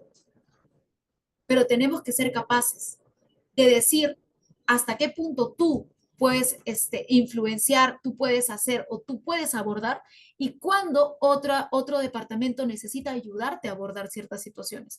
Nos encantaría arreglarlo todo, pero hay cosas que no están dentro de nuestras manos ni dentro de nuestra potestad hacer, como son los temas familiares, como ya son los temas de diagnósticos.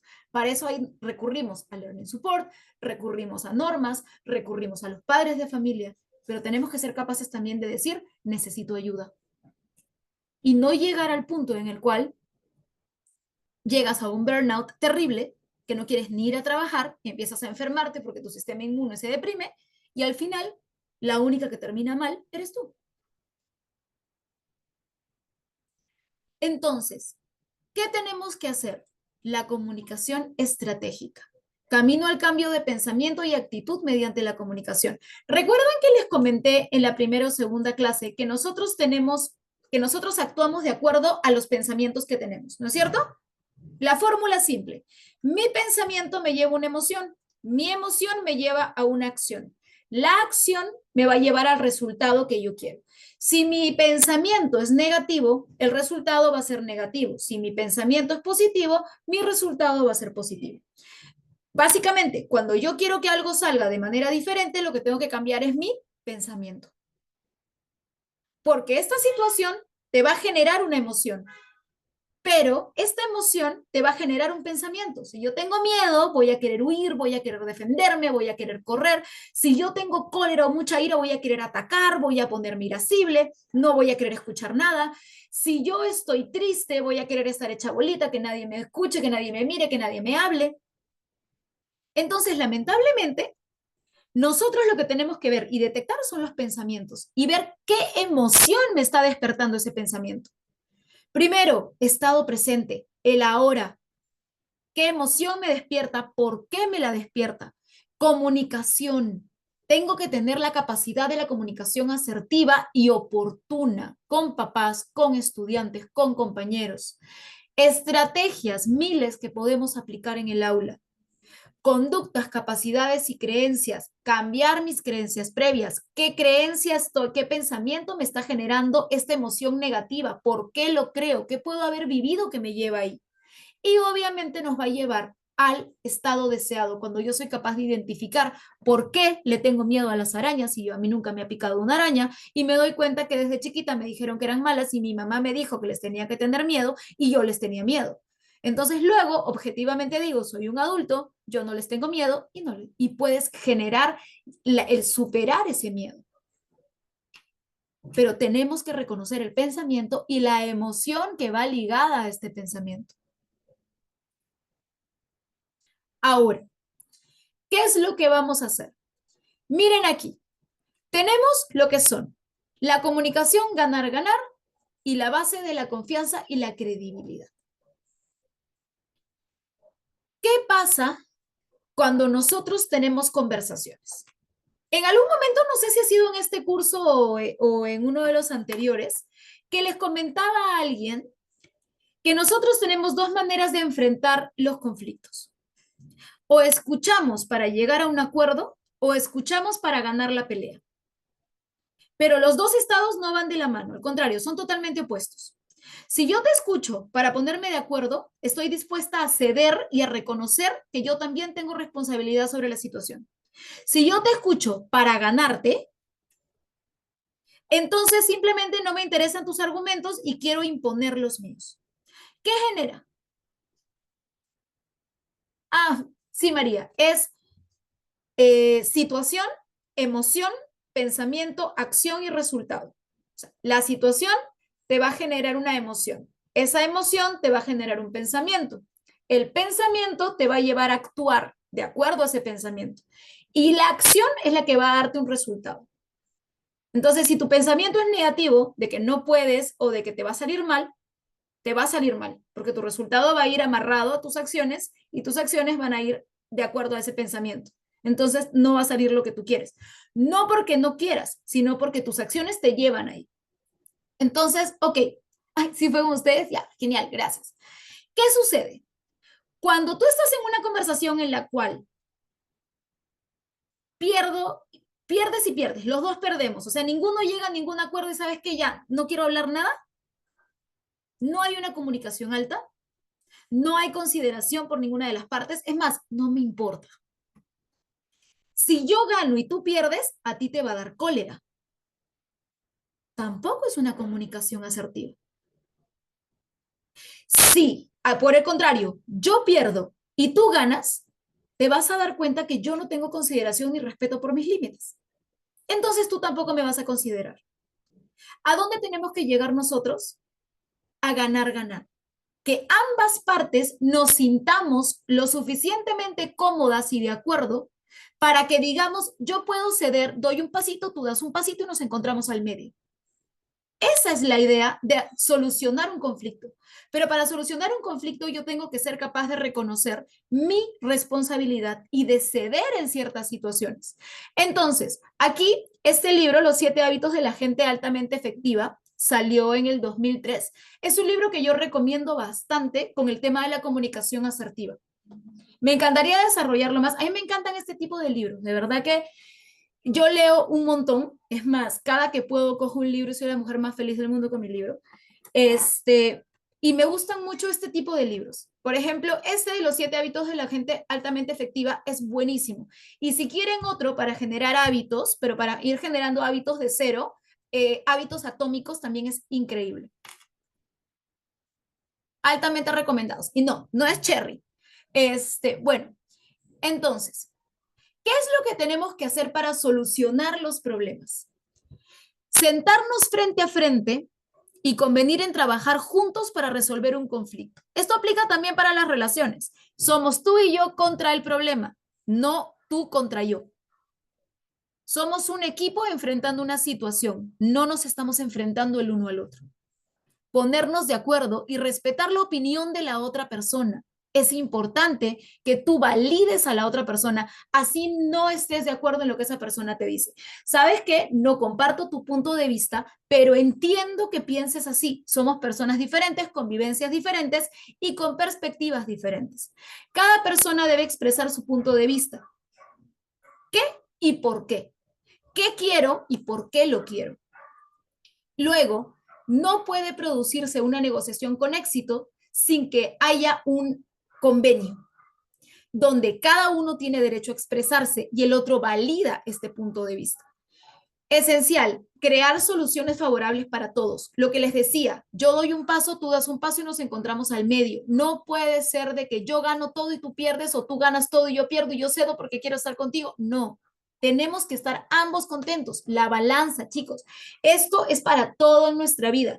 Si la balanza hace esto o hace esto y empezamos a percibir que no recibimos lo que damos, empiezan los problemas en el trabajo, en la casa, con los amigos, con la familia, etcétera, etcétera, etcétera.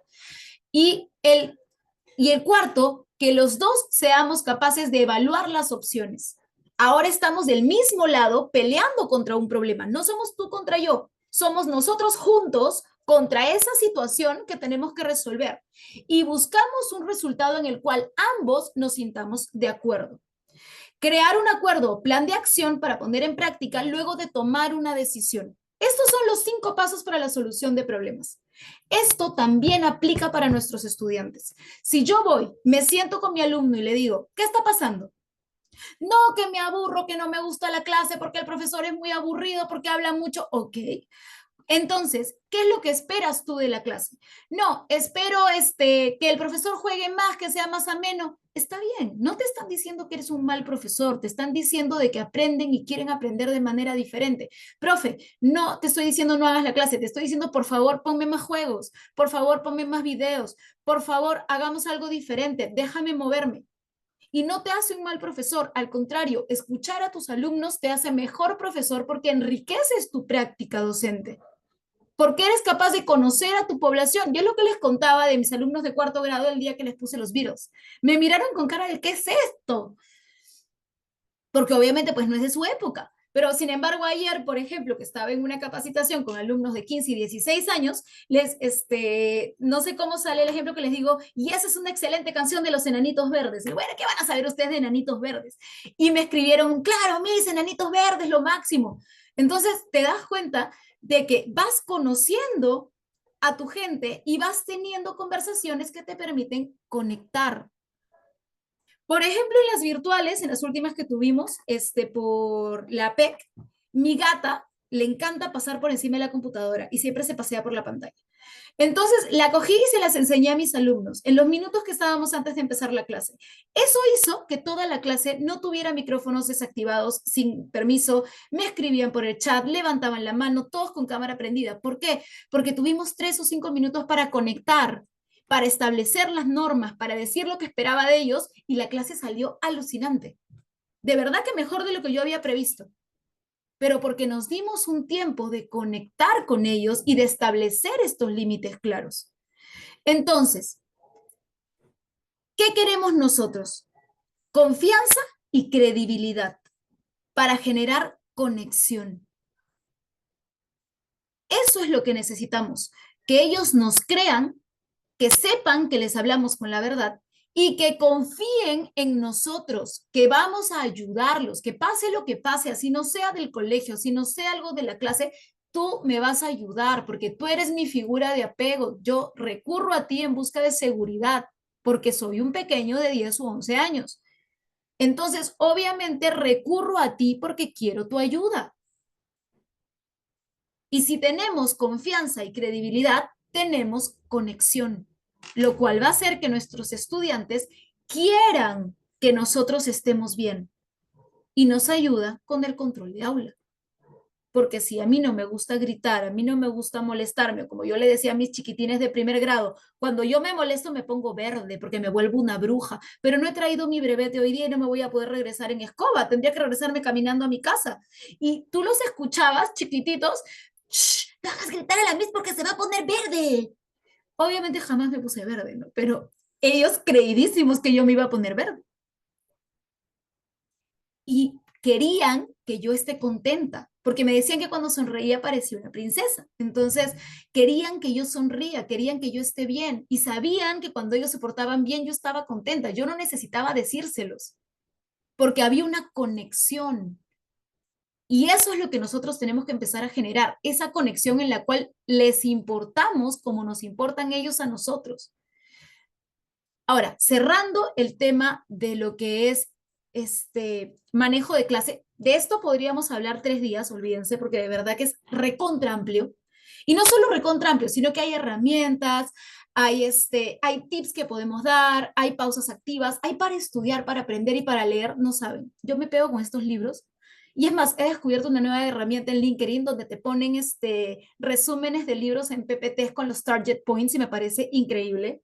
Los estoy bajando todos, creo. Tenemos que establecer, para resumir ya, para terminar con este tema, porque ya nos quedan 15 minutitos, límites claros, conexión, un ambiente seguro emocionalmente, que ellos se sientan estables, que se les pueda dar la contención emocional correspondiente y el abordaje oportuno. ¿Qué quiere decir abordaje oportuno? Que si yo me doy cuenta que es un tema conductual, que no es emocional, que no es un tema de necesidad diferenciada, tengo que abordarlo con un tema conductual a tiempo. Tengo que citar al papá, tengo que citar a la mamá, tengo que llevarlo donde el área de normas, tengo que hacerlo leer su reglamento, porque si es un tema conductual, el abordaje oportuno con las consecuencias oportunas van a ayudarlo con este tema. Corregir y poner límites sanos también es querer y criar de manera positiva. Lo que no debemos hacer es invalidar. No tienes derecho a estar molesto, no tienes por qué reaccionar así, no. Tú tienes derecho a estar molesto, tú tienes derecho a estar triste, tú tienes derecho a sentirte como te quieras sentir. Lo que no tienes derecho es a lastimar a los demás por cómo te sientes. Eso es lo que tenemos que tener claro. Yo tengo derecho a sentirme como yo me quiero sentir, pero no tengo derecho a lastimarte por cómo me siento yo. Y eso es lo que tenemos que enseñarles desde pequeños. Ahora, vamos a hablar de lo que son rapidito las evaluaciones formativas, sumativas y del aprendizaje basado en proyectos y por qué lo usamos en la clase de inglés. Formative evaluation is an ongoing assessment process used by teachers to monitor students' learning and provide real feedback. It helps identify strengths, areas of improvement, and adjust teaching strategies to support students' progress. Examples including quizzes, discussions, observations, a peer review. Its primary goal is to enhance learning rather than assign final grades. ¿Qué habla la evaluación formativa? La evaluación formativa nos dice que tenemos que seguir el proceso del estudiante, por eso se llama formativa, estoy formando.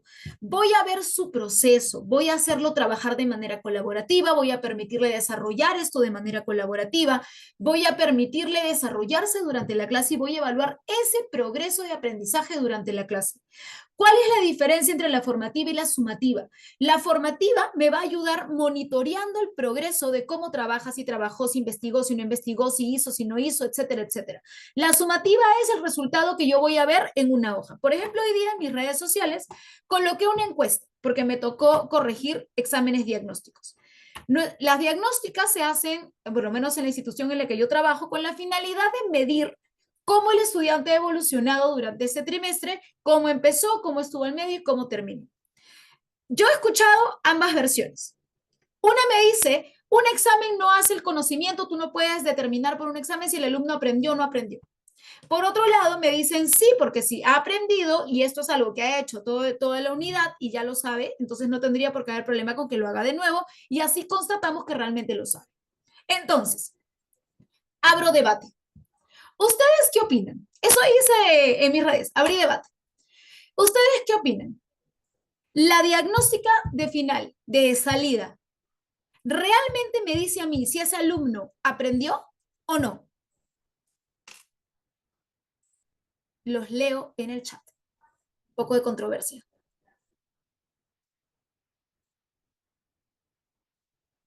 Pónganme sí o no, nada más.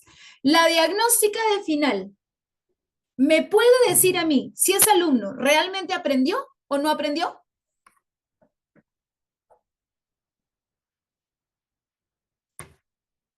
Sí o no, nada más. Sí, ok, tengo un sí. Sí, excelente. Sí. Tengo 3 sís, ok, muy bien. ¿Quién más? ¿Quién da más? ¿Quién da más? Ah, miren, puedo hacerlo en pool.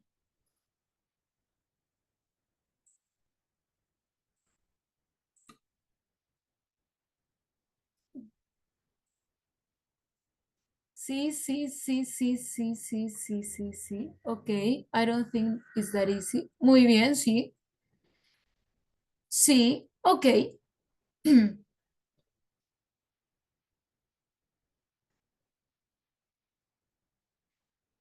Les doy la razón, esta vez, sí.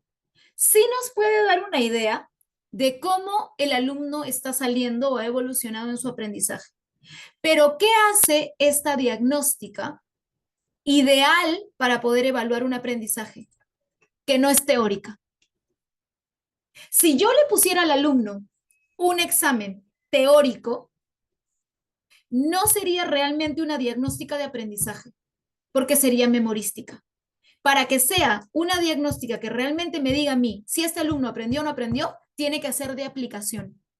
Análisis de casos, aplicación de método científico, busca de soluciones, planteamiento de problemas, pero tiene que ser de aplicación, no puede ser de teoría. Pero sí, me da una salida porque si yo les pongo, nosotros trabajamos, no sé, solución, por ejemplo, ahorita con 4º grado estaba viendo responsabilidad, los desastres naturales causados por la responsabilidad en el hombre y su impacto en el medio ambiente. Entonces, obviamente, la diagnóstica de salida fue un análisis de casos de qué sucede en un pueblo cuando yo talé todos los árboles y el pueblo se está inundando. Método científico, aporte de soluciones, que me digan qué podían hacer, cómo podían abordar el tema. Ahí sí es una diagnóstica de salida, porque yo estoy permitiendo que él aplique lo que sabe. No le estoy pidiendo que me lo repita o me lo parafrasee. Ahí es la diferencia, porque es de aplicación. Este video va a estar en el material que voy a poner ahora. No tenemos ya tiempo de verlo, pero igual véanlo más tarde cuando puedan, porque les va a servir bastante, les va a dar la diferencia entre la sumativa y la formativa. Ahora, acá también hay algunos ejemplos de evaluación sumativa y evaluación formativa, cada una por su lado, y cuál aplica para ambas y en qué casos lo utilizamos. ¿Cuál es la importancia también de la evaluación formativa durante la clase? Y me comí la I acá.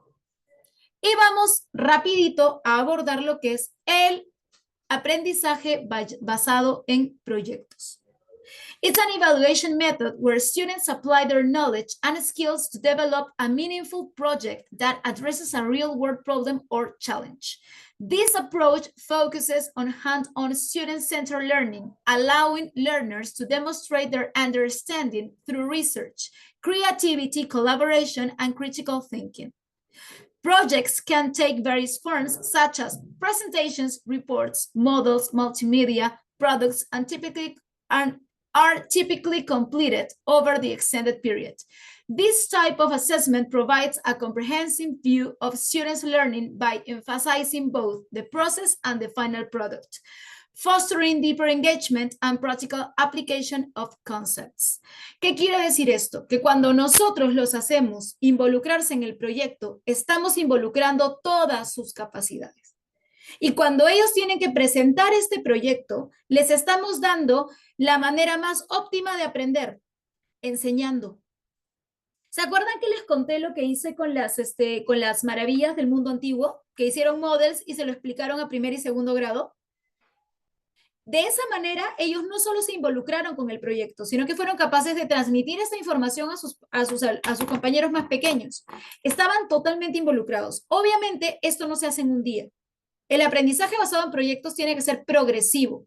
Vamos avanzando con los temas y ellos van avanzando 1 o 2 veces a la semana, hacen la investigación. Generalmente se aborda como método científico. Hago una observación, me hago una pregunta, genero una hipótesis y luego voy a poner mis experimentación y resultados. Porque obviamente tienen que saber que hay pasos a seguir y qué esperar de estos pasos. Porque si no, simplemente, ay, la misma me dio plastilina y me hizo jugar los 40 minutos. Pero si nosotros tenemos las metas establecidas claras, ellos van a saber que lo que estén haciendo, ya sea una manualidad, ya sea un video, ya sea un report, ya sea un periódico, lo que sea, va a generar que ellos sepan que esto tiene algo de significado y que vamos a hacer algo con esto, que no simplemente estamos perdiendo tiempo. ¿Qué necesita el aprendizaje basado en proyectos para hacer un aprendizaje basado en proyectos? El research, inquiry, tiene que ser auténtico. Eso quiere decir que tenemos que limitar el uso de la inteligencia artificial. Nosotros ahora tenemos eso totalmente en contra.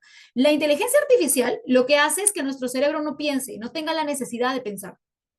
Porque incluso en algún momento tú entras y le dices a ChatGPT, ChatGPT, eres un experto profesor de laboratorio de ciencias y tienes que hacer un proyecto para la unidad número 4, How the World Works, en el PYP del International Baccalaureate, y necesito un proyecto que vaya de acuerdo a esta línea de indagación. Y te bota 5 proyectos. Tú ya ni siquiera tienes que pensar. ChatGPT, hazme en un párrafo 5 líneas una clase que sea acerca de Present Perfect. Y te bota. Y no estoy hablando solo de ChatGPT, tienes Gemini, tienes un montón de herramientas a la mano que hacen que ya no necesites pensar. Yo de verdad admiro a los profesores de hace 20 años que tenían que sentarse a hacer su propio ChatGPT y pensar qué proyecto tengo que hacer con estos niños para que aprendan. Pero eso nos juega en contra a nosotros porque los alumnos hacen lo mismo. Y todos sus trabajos son un copy-paste de ChatGPT. Y ahora encima existe algo que se llama humanizador, que me lo enseñó mi hija, que lo pasas por ahí y no detecta que es hecho por inteligencia artificial. ¿Lo pueden creer?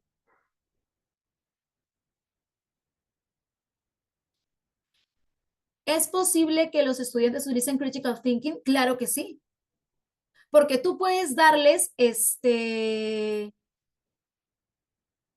Sí, lo voy a colocar en el Classroom, Raquel, no te preocupes.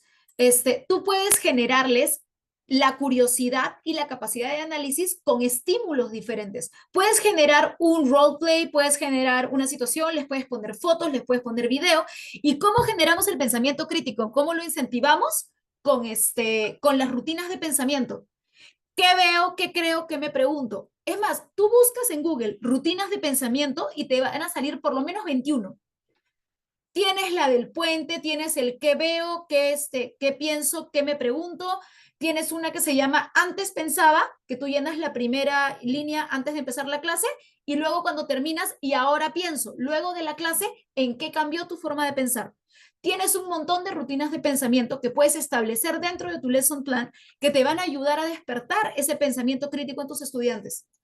Porque ellos mismos van a analizar cómo aprendieron, qué aprendieron, cómo cambió su idea luego de tener la clase contigo, y eso genera pensamiento crítico, porque son capaces de analizar esas situaciones y cómo aprendieron. Hay una, por ejemplo, que es imagen, color y figura. Y entonces, pues, letra, color, figura. Es algo así. Ahorita no me acuerdo claramente. pero tiene 3 cosas que tú tienes que extraer de la situación que te están dando. Y eso genera pensamiento crítico. Las rutinas de pensamiento son súper importantes a la hora de la clase. Eso incentiva que el alumno piense y se conecte a lo que está aprendiendo. Que los alumnos tienen que tener voz y voto en lo que están haciendo. Tienen que reflexionar acerca de su aprendizaje. La metacognición es importantísima. Tienes que tener revisión crítica y feedback oportuno. De nada te sirve darle el feedback 3 semanas después cuando ya no tiene idea de lo que hizo contigo. Y que el producto sea público y retarlos a ellos a que con esto solucionen problemáticas o solucionen las preguntas que ellos mismos se hicieron al empezar tu evaluación o al empezar tu proyecto. ¿Qué te preguntaste cuando empezaste? ¿Cómo puedo eliminar el hambre mundial? Ok, y ahora, ¿cómo lo harías? Estás generando pensamiento crítico y la metacognición al final de cada clase también te va a generar pensamiento crítico. ¿Qué aprendí? ¿Cómo lo aprendí? ¿Qué fue lo más difícil? Una idea principal, una pregunta que me hago, lo que más me gustó. Aquí, ¿por qué es importante? Porque va a ayudar a que tus estudiantes sean autónomos y creen cosas con lo que tú les estás enseñando. Las ventajas es que van a tener compromiso, resultados efectivos, van a mejorar su pensamiento crítico, colaboración, el trabajo colaborativo es buenísimo para el aprendizaje, mejores oportunidades y el uso de tecnología como herramienta. ¿Qué pasa cuando con las desventajas que podemos ver? Que pueden haber diferentes escenarios, que no se lleven bien con el grupo, que alguien no cumpla con lo que debe, que se enfoquen más en el final y no en el proceso, que haya prejuicios acerca de este tipo de enseñanza o aprendizaje. Entonces, el día de hoy nos quedamos aquí ya, porque ya son las 48. Les agradezco muchísimo haber estado conmigo y habernos acompañado. Como les digo, este tema es larguísimo y de verdad que si a mí me dan pilas, yo me puedo quedar, olvídense, toda la noche hablando con ustedes acerca de todo lo que es clase, manejo en clase. Y estas son cosas que yo desarrollé más cuando empecé a hacer la maestría, porque de verdad que ahí, cuando ves el desarrollo emocional y cognitivo del niño, te das cuenta de tantas cosas que realmente no le prestabas la debida atención al inicio.